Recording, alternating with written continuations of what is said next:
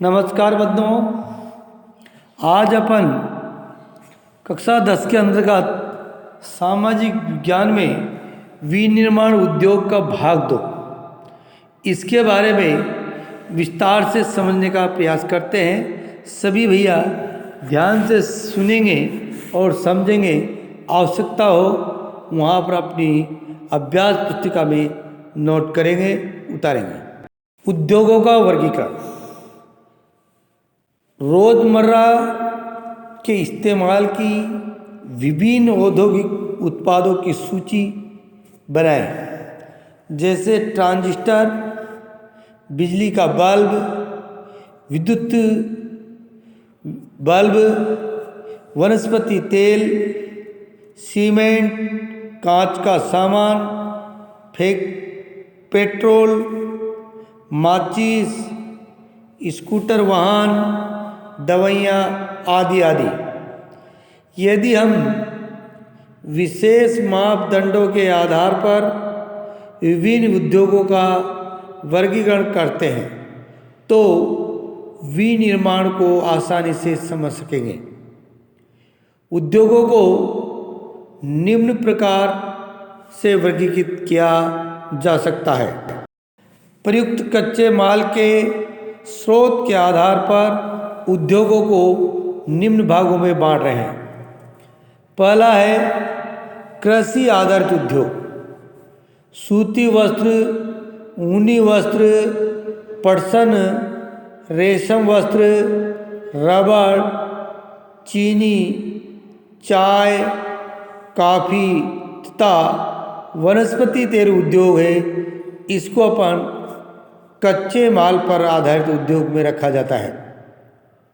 खनिज आधारित उद्योग, लोहा तथा इस्पात, सीमेंट, एल्यूमीनियम, मशीन, औजार तथा पेट्रोलियम उद्योग, इन सभी उद्योगों को हम खनिज उद्योग की श्रेणी में रखते हैं। भूमिका के आधार पर, प्रमुख भूमिका कौन कौन सी, उनके आधार पर भी उद्योगों को दो भागों में है। आधारभूत उद्योग, उपभोक्ता उद्योग, जिसके उत्पादन या कच्चे माल पर दूसरे उद्योग निर्भर है, जैसे लोहा, इस्पात, तांबा प्रगलन व एल्यूमीनियम प्रगलन उद्योग आधार उद्योग है। आधारभूत उद्योग है जिस पर हमारी पूरी नींव टिकी हुई है। उपभोक्ता उद्योग, जो उत्पादन उपभोक्ताओं के सीधे उपयोग हेतु करते हैं, जैसे चीनी, दंतमंजन, कागज, पंखे, सिलाई मशीन, ये सीधे उपभोक्ता तक पहुंचते हैं, इसलिए इन उद्योगों को उपभोक्ता उद्योग कहा जाता है। पूंजी निवेश के आधार पर उद्योग। पूंजी निवेश के आधार पर अर्थात अपना कितना धन कौन खर्च करता है, उसके आधार पर उद्योगों का वर्गीकरण किया गया है। पहला, एक लघु उद्योग को परिसंपत्ति की एक इकाई पर अधिकतम निवेश मूल्य के परिप्रेक्ष्य में परिभाषित किया जाता है। ये निवेश सीमा समय के साथ परिवर्तित होती रहती है। अधिकतम स्वीकार्य निवेश के आधार पर की जाती है।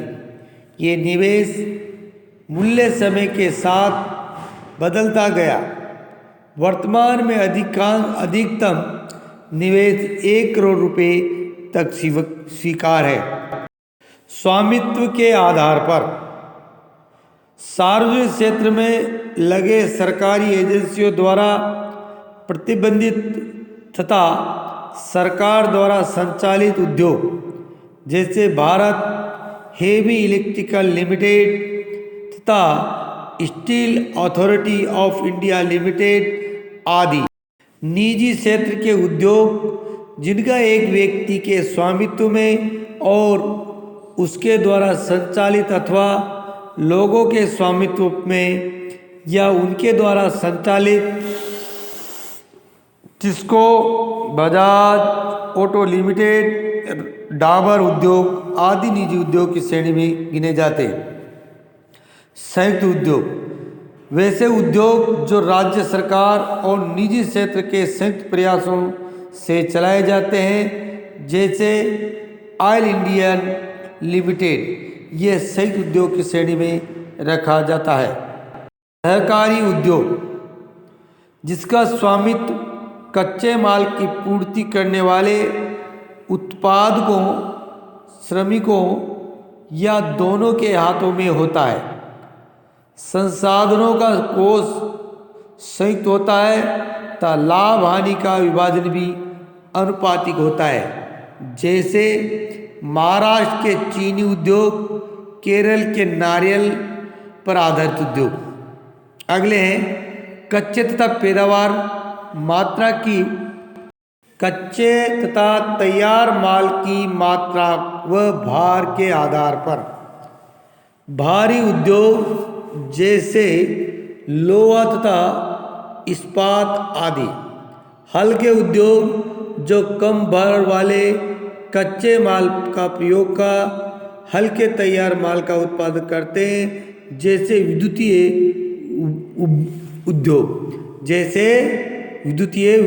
उद्योग। अब अपन कृषि आधारित उद्योग का विस्तार से वर्णन करते हैं। सूती वस्त्र, पटसन, रेशम, ऊनी वस्त्र, चीनी तथा वनस्पति तेल आदि उद्योग कृषि से प्राप्त कच्चे माल पर आधारित है। वस्त्र उद्योग भारतीय अर्थव्यवस्था में वस्त्र उद्योग का अपना अलग महत्व है, क्योंकि इसका औद्योगिक उत्पादन में महत्वपूर्ण योगदान है। देश का यह अकेला उद्योग है जो कच्चे माल से उच्चतम अतिरिक्त मूल्य उत्पाद तक की श्रृंखला में परिपूर्ण तथा आत्मनिर्भर है। सूती वस्त्र उद्योग प्राचीन भारत में सूती वस्त्र हाथ से कताई व हथकरघा बुनाई तकनीकी से बनाए जाते थे। 18वीं शताब्दी के बाद विद्युतीय रंगों का उपयोग होने लगा। औपनिवेशिक काल के दौरान हमारे परंपरागत उद्योग को बहुत हानि हुई, क्योंकि हमारे उद्योग इंग्लैंड के मशीन निर्माण वस्त्र से स्पर्धा नहीं कर पाए। आरंभिक वर्षों में सूती वस्त्र उद्योग महाराष्ट्र तथा गुजरात के कपास उत्पादन क्षेत्र तक ही सीमित है। कपास की उपलब्धता, बाजार परिवर्तन, पत्तनों की समीपता तथा श्रम नमीयुक्त जलवायु आदि कारकों ने इसके स्थायीकरण को बढ़ावा दिया। उस उद्योग का कृषि से निकट का संबंध है और कृषकों, कपास चुनने वाले, गांठ बनाने वालों, कताई करने वालों, रंगाई करने वालों, डिजाइन बनाने वाले, पैकेट बनाने वालों और सिलाई करने वालों को ये जीविका प्रदान करता है। इस उद्योग के कारण रसायन रंजक, मिल स्टोर तथा पैकेजिंग सामग्री और इंजीनियरिंग उद्योग की मांग बढ़ती है। फलस्वरूप इन उद्योगों का विकास होता है। यद्यपि कताई कार्य महाराष्ट्र, गुजरात तथा तमिलनाडु में केंद्रित है, लेकिन सूती, रेशमी, जरी कसीदाकारी आदि में बुनाई के परंपरागत कौशल को और डिजाइन देने के लिए बुनाई अत्यधिक विकेंद्रीकृत है। भारत में कताई उत्पादन विश्व स्तर का है, लेकिन बुना वस्त्र कम गुणवत्ता वाला है, क्योंकि ये देश में उत्पादित उच्च स्तरीय धागे का अधिक प्रयोग नहीं कर पाता। बुनाई का कार्य हथकरघों, विद्युतकरघों व मिलों में होता है। हाथ से बुनी खादी कुटीर उद्योग के रूप में बुनकरों को उनके घरों में बड़े पैमाने पर रोजगार प्रदान करता है। भारत जापान को सूत का निर्यात करता है। भारत में बने सूती वस्त्र के अन्य आयातक देश संयुक्त राज्य अमेरिका, इंग्लैंड, रूस, फ्रांस, पूर्वी यूरोपीय देश, नेपाल, सिंगापुर, श्रीलंका तथा अफ्रीका के देश है। सूती रेशे के विश्व व्यापार में हमारे देश की भागीदारी काफ़ी महत्वपूर्ण है। ये कुल अंतर्राष्ट्रीय व्यापार का लगभग 1/4 भाग है। हमारे कताई कारखाने विश्व स्तर पर प्रतिस्पर्धा कर रहे हैं और हम जो सूत पैदा करते हैं उसका उपभोग करने में सक्षम है।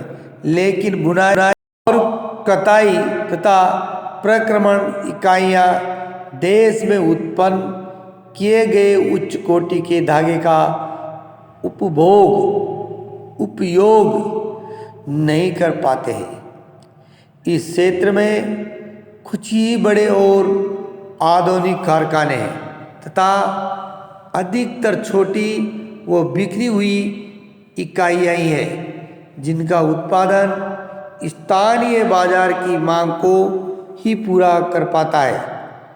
ये इस उद्योग की एक बड़ी कमी है जिसके परिणाम स्वरूप हमारे बहुत से कताई करने वाले सूती धागे का निर्यात करते हैं, जबकि परिधान निर्माताओं को कपड़ा आयात करना पड़ता है। यद्यपि लंबे रेशे वाली कपास के उत्पादन में महत्वपूर्ण वृद्धि दर्ज की गई है, तथापि इसे आयात करने की आवश्यकता महसूस की जाती है। विशेषतः बुनाई व अन्य संबंधित क्षेत्रों में अनियमित विद्युत आपूर्ति को दूर करने तथा नई मशीन के उपयोग की आवश्यकता है। अन्य समस्याओं में कम श्रमिक उत्पादन तथा कृत्रिम वस्त्र उद्योग में स्पर्धा है। आगे कल अपन पटसन उद्योग के बारे में विस्तार से समझने का प्रयास करेंगे। जय भारत, वंदे मातरम।